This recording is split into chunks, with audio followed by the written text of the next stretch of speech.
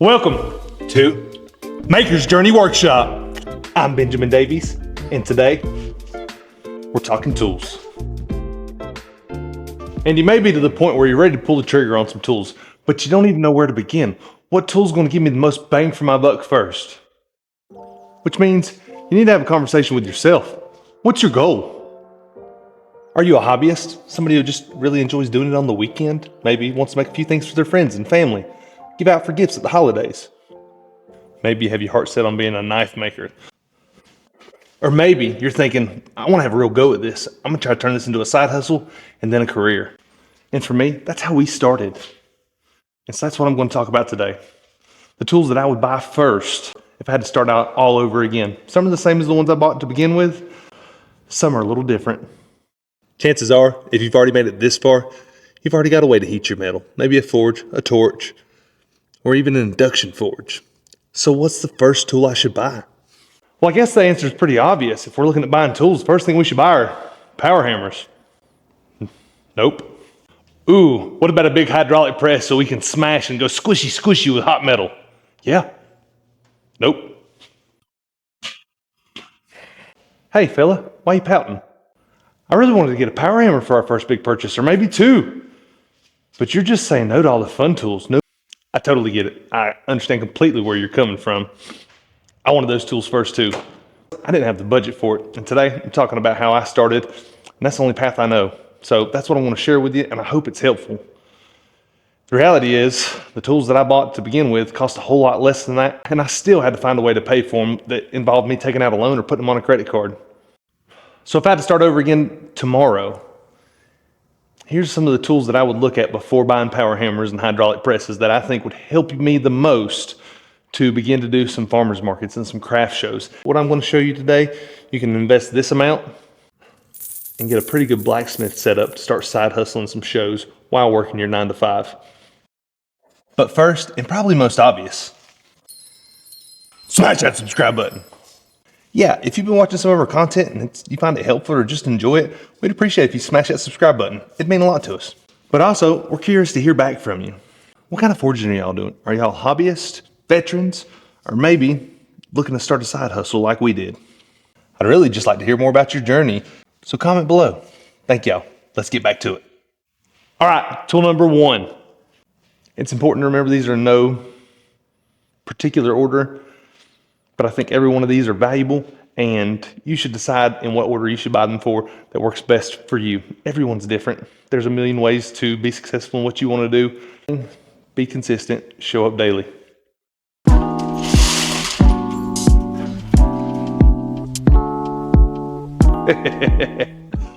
What are you doing? Trying to scare them off? That's a concrete mixer. That's what you're going to go with your first tool? Are you crazy guy? It's probably like my favorite tool when I started out as a beginner. I think it's pretty helpful. Yeah, but they're going to think they clicked on a how to be a mason video. So let's show them that at the end, okay? Before we scare them off. Let's go over some basic ones, ease them into it, okay? Okay, you're right. What a diva. All right, so we've been wailing away doing projects on this little chunk of steel we're calling an anvil. And if this is all you have to start out, and this is still where you're at, not in a position to buy new tools, that's okay. Keep working on this thing. One of the most beautiful things that'll happen about continue to work on this anvil right here. So once you're able to finally afford to buy some nice tools, you'll appreciate all the skills and obstacles you had to overcome by using these things to get to where you wanted to be. Don't try to rush this time, enjoy it. Realize if you're struggling, if you're making some mistakes, if it's frustrating, if it's not coming easy, it's usually the right path, in my experience.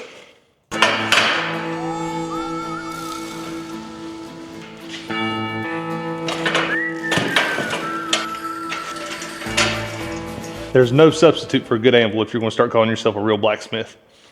In fact, this is the first anvil that I actually ever bought for myself. It's got a little bit of surface rust on it, but it's actually still in pretty good shape. There's a few things you're going to want to look for when purchasing an anvil. I started forging before the days of American pickers and forging fire, before it was popular. Back then, a good price for an anvil was about $3 to $5 a pound, up until 200 pounds. After 200 pounds, the prices vary because it's harder to find them in good shape, and there's more demand, and there's less supply.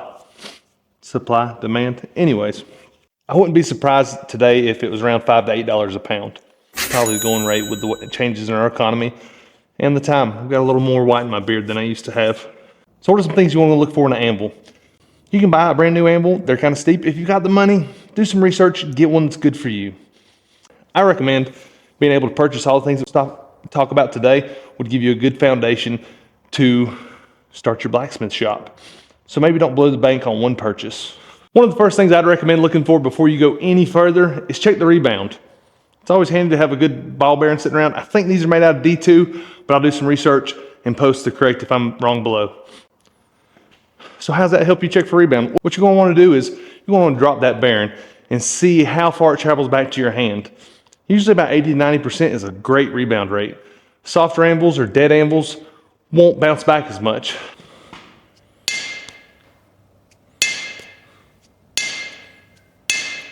That's a pretty good rebound right there. That's not bad. Let's check out our other anvil, the one we started with.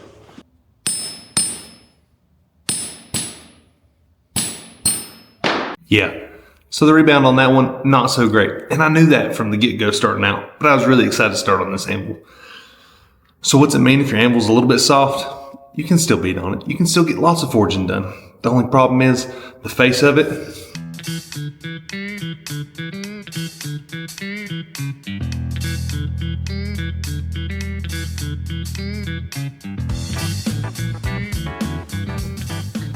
Going to get a little beat up and take some marks. And it'll eventually start to deform a little. Yeah, you wheel on this thing enough, you'll start to notice some sway and some dents in it. So what else do I need to check for when buying an anvil? It's hard, good. Next thing you want to look at are the edges. You want to look down them to make sure they're not beat up. Chances are, if it's an old anvil, it's going to be pretty chewed up. But chewed up edges isn't necessarily a deal breaker. If you can find some good healthy spots on it where you can still do most of your work and you've got a flat surface without any sway in it, where it's not going to take too much work, do your research, find what the fair market value is on some of these things, and spend what you're comfortable with. Our next set of tools that kind of coincide hand in hand with an anvil are guillotine tools. There's all kinds of options out there for guillotine tools. Here's one of the first ones that I bought years ago. Comes with a 1-inch Hardy and comes with 1/2 inch by I think 3-inch dies. What I liked about it was I could access it from the side, although I never really used it that way. I also bought this one pretty early on in our blacksmith career too. It's not as beefy, but it's really cool. One of the things I really like doing about it is I already had these little marks in here, is it came in really handy for forging pipe when I started out. So not incredibly beefy, but a pretty handy tool. And most recently, if you've been paying attention to any of our videos, we made this guy. And we made this guy with the intention of maybe you're starting out with just a chunk of steel like this, like we did, and you don't have a Hardy hole. And the thing that's great about this is it chucks up in the vise. Pretty handy tool. In the end, it doesn't really matter which guillotine tool you get, whether you need to spend a weekend day in the garage or in the shop fabbing up something kind of ugly, kind of crude, or maybe you can order one online. So here's 3 different guillotine tools.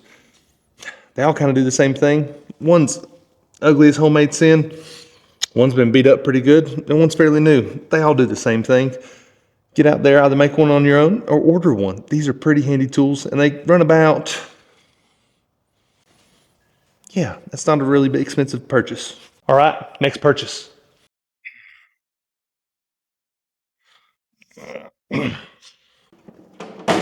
That's right, an inexpensive welder. This is a little flux core welder. This is the welder I bought years ago whenever I first started out. The cool thing about these welders that I really liked and attracted me to them is the guys that make the fancy blue ones make these too. This one's pretty rough. You can even see right here where my kids were going through their gangster phase, about 4 and 5 years old, they tagged it one day out in the barn. They're real gangsters. At the time, I think I paid $500–600 for this welder. It probably costs about this much now. Which, still considering, is pretty inexpensive. You can get into 5, 6, even tens of thousands of dollars to welders pretty quickly, and I'm sure they're worth it. And what's great about this tool is, like all the other tools we've talked about today, this tool is a tool for making tools. This tool is a tool for making, say that 10 times fast. So what do I mean by that? This lets you make jigs and fixtures and weld things together really quickly. Not everything that you make always has to be beautiful. Sometimes you just need a quick, ugly, dirty tool to get it done. And that's a great thing about a welder. Get out of here, little anvil. Jenga. I couldn't afford to buy a bottle also whenever we first started with this. And so I just used flux core. Later on down the road, I was able to buy a bottle and fill it up.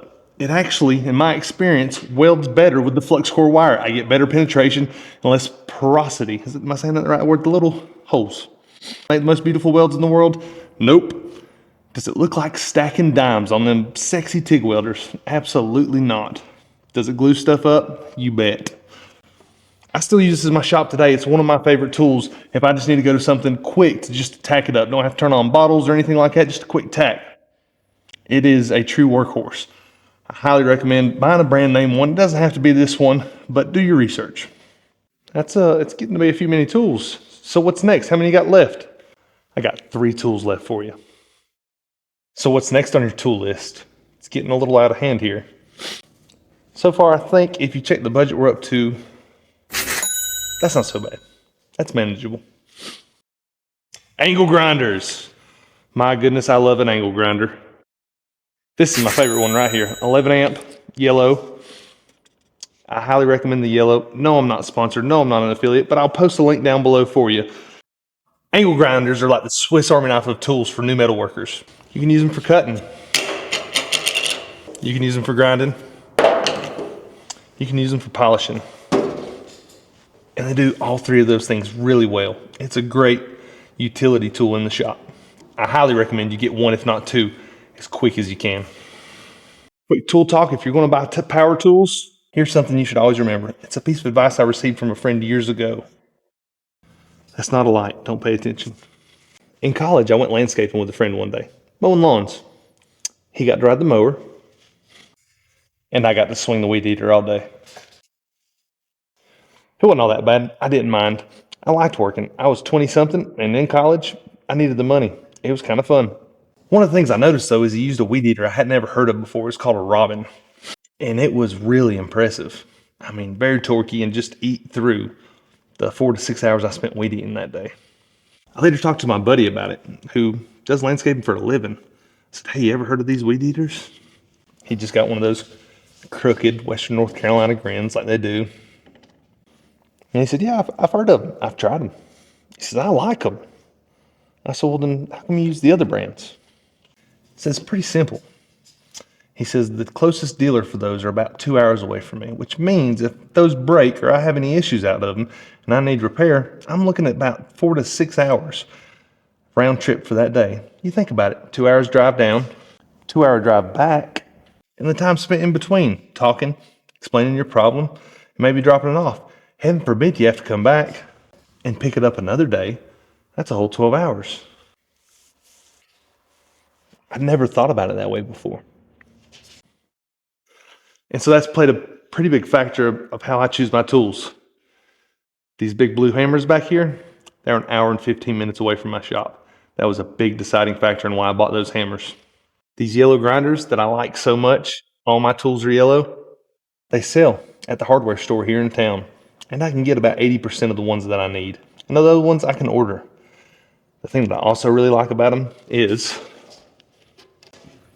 the battery operated. Once you commit to a tool, you can kind of build up your battery arsenal.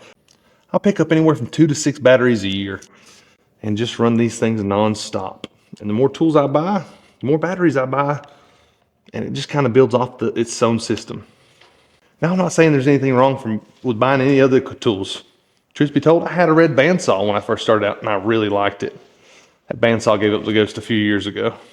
I'm just saying, when you're thinking about buying some tools, maybe take into consideration the proximity and how close and how quickly you can get in those tools.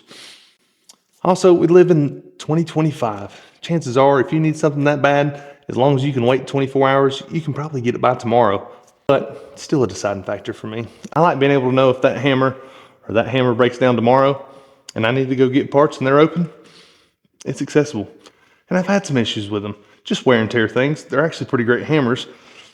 Another thing that I love so much about them is every time I call, they pick up the phone and they're eager to walk me through. Sometimes they have to call me back, but they're pretty helpful. Do your research before buying tools. I recommend buying a torch. Oxyacetylene, oxypropane It is such a handy tool. With the invention of things like induction forges and then become more common and accessible, they're great too. But I love my torch and I use it almost every day. It is really handy. We also have this handy dandy fuel saver on it. That is such a time saver. They call it a fuel saver, but it's kind of like a pilot light, which kind of sounds contradictory because how does it save on fuel if it's always lit? Well, it saves on fuel because of the time that you have for setup. Every time you go to ignite that thing, you set your torch to where you want it to be, and then you go straight into action, kind of like right here.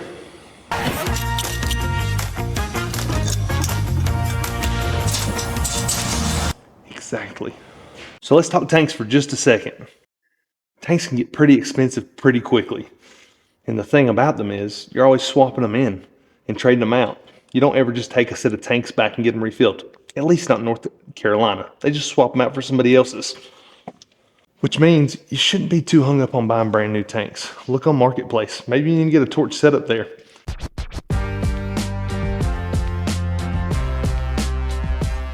I wouldn't think twice about buying a torch and tanks on Marketplace that I got to go and see and test out. But be careful. Some places only want you using their tanks and exchanging their tanks. Make sure you don't buy from those places because it makes it hard. What if you move in 3 months or a year from now? Like I did years ago. Don't be afraid to call around. Check with some of the local people and see their prices. That's one of the things I never did years ago. I was always too terrified I'd be wasting somebody's time. They want your business. They know not everybody that calls is going to be a sale. It's okay. Make the call. All right, last tool. Are you ready? But are you really ready?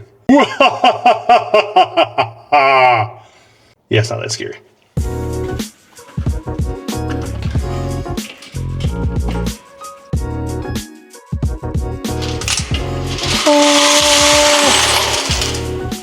Very loud. A concrete mixer from the cheap hardware store? Are you crazy, my guy? So I used to think that was like snipe hunting or the thing of blacksmith folklore. Look at it. Gosh, it's ugly.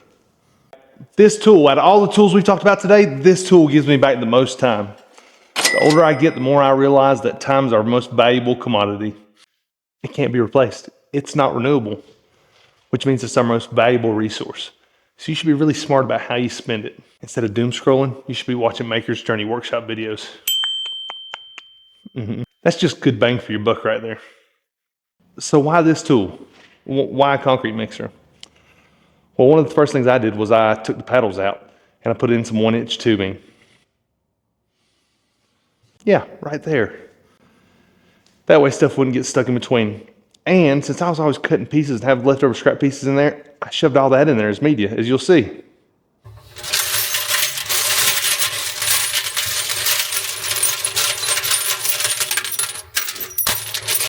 Exactly.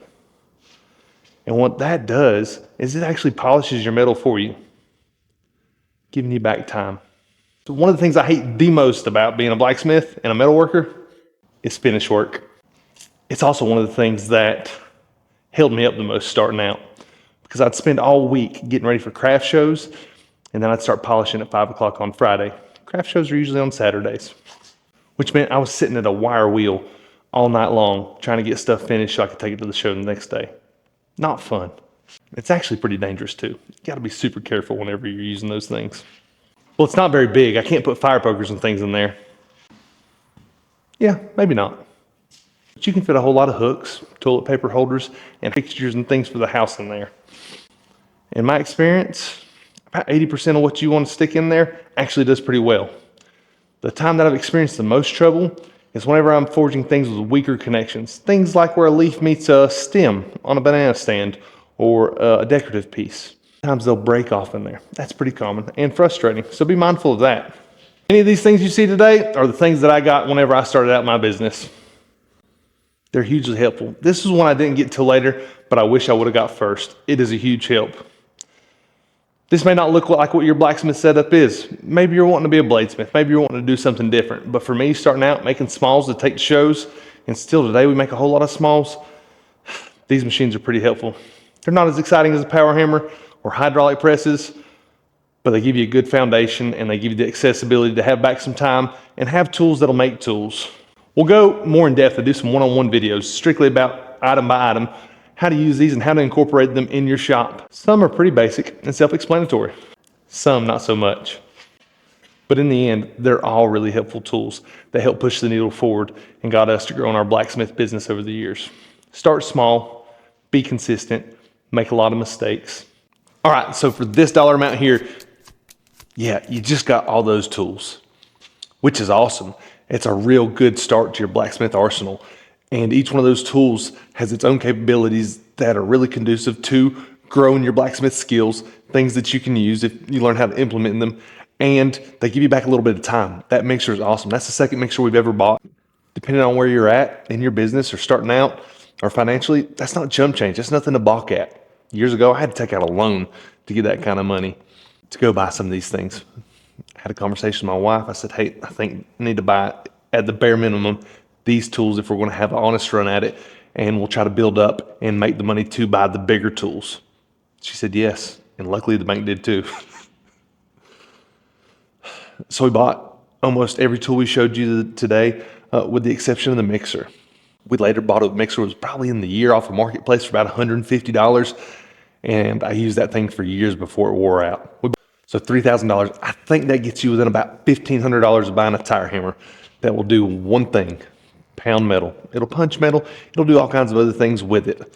But if you don't have a welder to weld up top tools, if you don't have the welder to weld up the new dies that you want to put on there, the specialty, the custom dies for whatever kind of project you're working on, if you don't have a tumbler to tumble the 50 hooks that you're going to make that week for the show, if you don't have an angle grinder to polish or cut those things, it's a pretty tool, but it's going to be hard to use unless you have the tools to support that tool.